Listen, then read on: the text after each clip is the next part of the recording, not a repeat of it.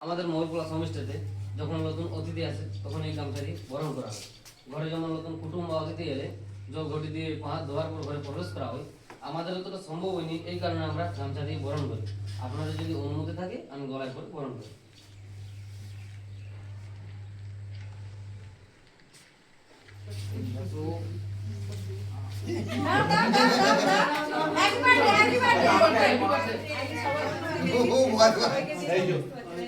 নমস্কার। এই সবাই না নমস্কার।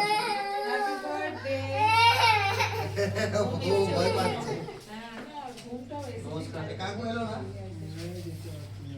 নমস্কার। নমস্কার।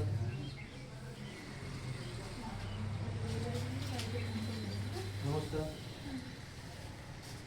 রানা নেবে একটা না না নমস্কার।